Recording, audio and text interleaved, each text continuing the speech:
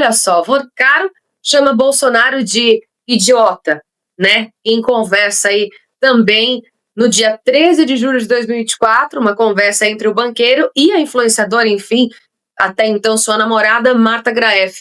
Mostrou essa irritação, né? Todo estressadinho aí, falando sobre o ex-presidente Jair Bolsonaro em uma operação, né, que foi feita aí entre a Caixa e o Banco Master. Naquele dia especificamente, vou até trazer essa informação para o pessoal que está nos acompanhando ter clareza dessa notícia. O ex-presidente havia compartilhado uma reportagem do jornal O Globo e na matéria relatava que os gerentes da Caixa Econômica Federal perderam emprego depois de barrar uma operação no valor de 500 milhões de reais. E essa transação envolvia a compra de títulos do Master.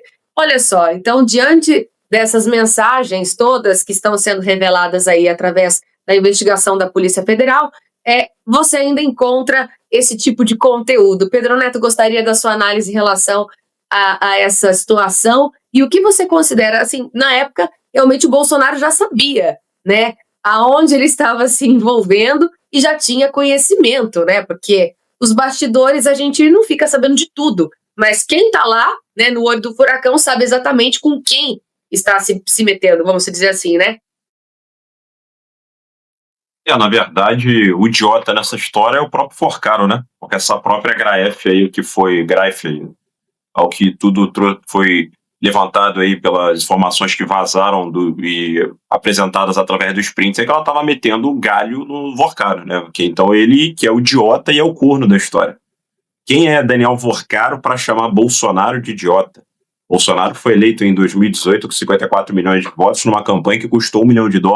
É a menor relação candidato, voto real da história do mundo, mesmo que você converta para dólar. Nunca um presidente foi eleito por uma proporção, né, tratando da moeda vigente em cada país, né, de forma tão econômica e eficaz quanto Jair Bolsonaro.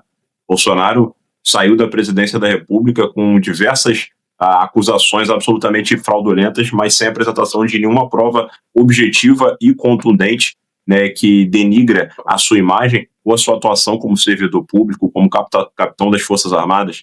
E ele ainda tem a audácia de chamar Jair Bolsonaro de idiota. O idiota é ele. Por essa razão, está preso, é um bandido, né, o maior líder, né, de uma organização criminosa, né, de forma ativa, que se instalou nas repartições públicas, porque ele também coagia, né, e ameaçava, né, figuras públicas, inclusive, como ele fez, né, com o jornalista da Globo, né, o Lauro Jardim.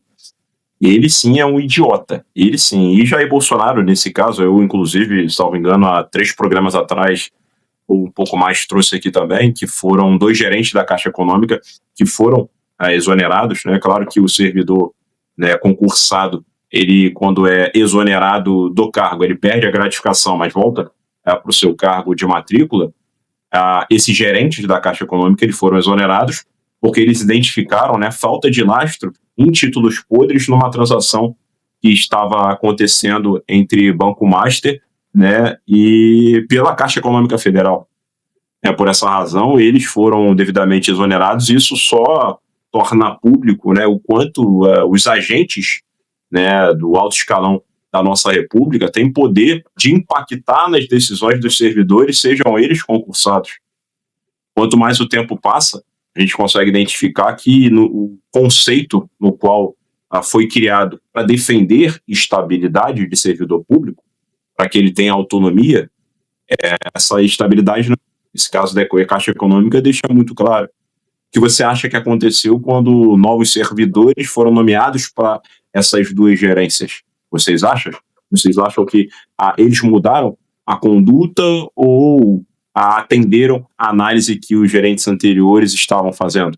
É óbvio que eles tiveram que seguir a cartilha ali do alto escalão da política, que de fato interferiu numa decisão técnica e estratégica. É por isso que essas autarquias, é por isso que esses órgãos de controle, eles precisam ser totalmente desvinculados, né, da administração pública, como acontece, por exemplo, de certa forma com o Banco Central. Não tanto porque o Banco Central, o Galípolo, foi indicado pelo Lula e também é um braço político tanto do Lula quanto do Fernando Haddad.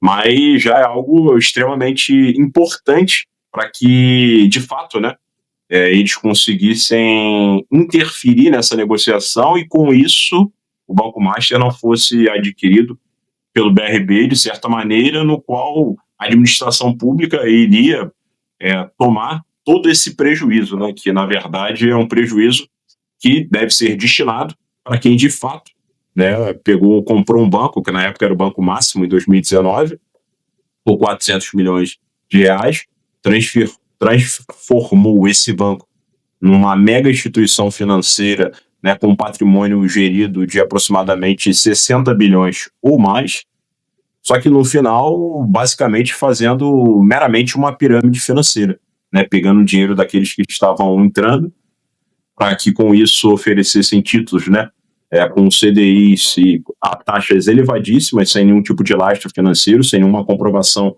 de que aquilo poderia de fato ser liquidado, caso nossos clientes parassem de entrar naquela instituição financeira. E por essa razão, né, esse caso da Caixa Econômica deixa muito claro, né, que é muito difícil ser servidor público no Brasil, num país onde a elite do funcionalismo público ela é praticamente inatingível e vive quase que no Olimpo. As grandes figuras públicas, por exemplo, como Sérgio Cabral aqui do meu estado, o maior bandido da história do Rio de Janeiro, condenado a quase 500 anos de prisão, ficou pouco mais de 5 anos preso, agora está diariamente rodando o Rio, fazendo pré-campanha para o seu filho, né, o Cabralzinho, que é outro bandido, assim como o pai, né? A árvore nunca cai longe do pé, né? O fruto nunca cai longe do pé da árvore, ou seja, é uma coisa absolutamente lamentável que expõe as fragilidades da nossa tripartição dos poderes, que é absolutamente inócua, e expõe também a fragilidade no nosso sistema de justiça penal, que tem uma cultura absolutamente laxativa que não consegue deixar nenhum vagabundo dentro da cadeia.